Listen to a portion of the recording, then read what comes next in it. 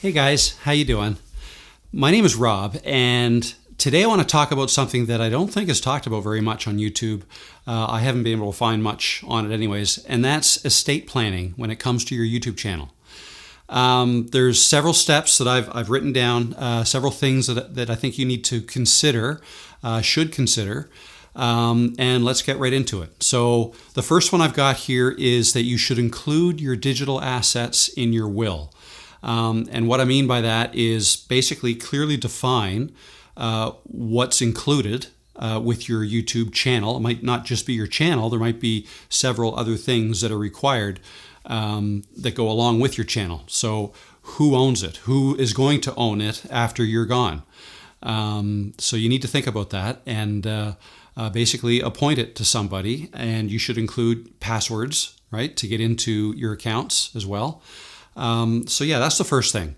The second thing I've got is that you should appoint a digital executor.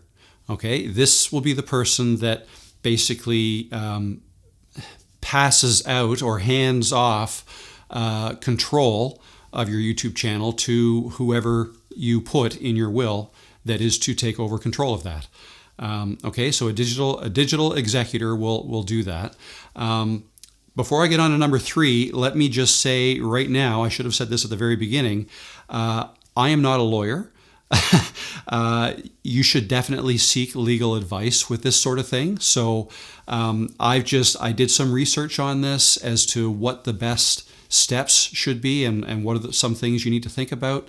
But in the end, you really should seek legal advice. So wherever you get your will done should be able to help you with this as well, your lawyer. Because also there's probably different rules involved depending on which country you're in. I'm in Canada, so if you're in the US or Australia or the UK or wherever else in the world, there's probably different rules that apply to you. So get some legal advice. Okay, so now moving on to number 3, and if you can't tell, I've got some notes right in front of me. But the next one is that you need to document important information. So anything to do with running your YouTube channel, you need to write it down. So what is the uploading process? Like, how do you upload a video? How do you create your videos? What are the passwords? Where do you have to log in? So logging into YouTube, obviously, but perhaps there's other software that you use to make your videos. Making thumbnails. How do you make your thumbnails? What software do you use for that? Is there a login involved with that, right? So things like that, you should document the entire process, but also not just the process of uploading, but the entire business of YouTube. So if your YouTube is, like, if it's a significant asset that actually earns you money, then you're going to want to include information on that. So how do you make money? Is it just with YouTube AdSense? If so, include that. And access to that. Make sure that whoever's going to take it over will have access to that. Maybe you have brand deals, right, with companies. So they will want to know that as well and how that works and what contracts have you signed. How often do you make videos for these brands and what types of videos are they? How much do they pay you for them? And then also affiliates. Maybe you make money with affiliate sales. If so, then you'll need to document all those affiliate accounts, whether it's Amazon affiliates or specific software where you have a direct affiliate relationship with, anything like that. You'd want to document that, include how much you typically make, when the payouts typically occur, how to log into your affiliate account, things like that. So that's the fourth thing, or that was the third thing. The fourth thing is to consider a business structure for your YouTube channel. Now, again, this may differ depending on where you are, what country you reside in, but it may make sense to set up an incorporated company. So in Canada, that would be incorporated company. In the US, I believe they refer to it as an LLC, a limited liability company. But it's the same sort of thing. An incorporated company like that is considered its own entity. It's like a separate person. And then there would be an owner of that thing. So Like for instance, I own my business, right? And then, but after I'm gone, perhaps I'll have that assigned to somebody else through my will. Okay, so, and that might make it easier if it's not just a personal thing with, revenue and expenses coming into and going out of personal bank accounts.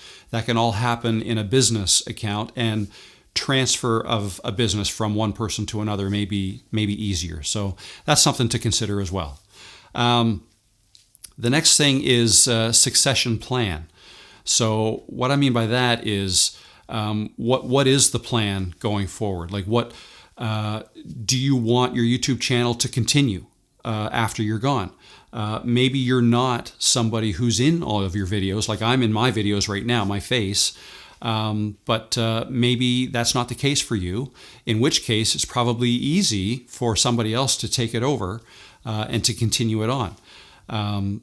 But like my channel, for instance, my face is in my channel, so that might be a little bit harder to have this channel continue after I'm gone, unless I plan for it and have, maybe, my kids will take over and they'll want to continue it. That's a conversation I should have with my kids, right? So think about how you want your channel to continue without you, and then plan for that. Okay, so that's what I mean by that one, succession plan. The next one, ongoing content management. So with this, you probably have some sort of a schedule, whether it's a loose schedule or something very strict, in terms of how often you post videos to YouTube. How often do you make YouTube Shorts? Do you also make Instagram Reels or TikToks that support your YouTube channel? How often do you do that? Do you do live streams even? All of these things, you probably have a schedule, and if so, you'd want to lay that out and let people know in your will what your schedule is. So I currently post weekly. I do a weekly live stream, and then I post 2 to 3 videos a week in addition to that.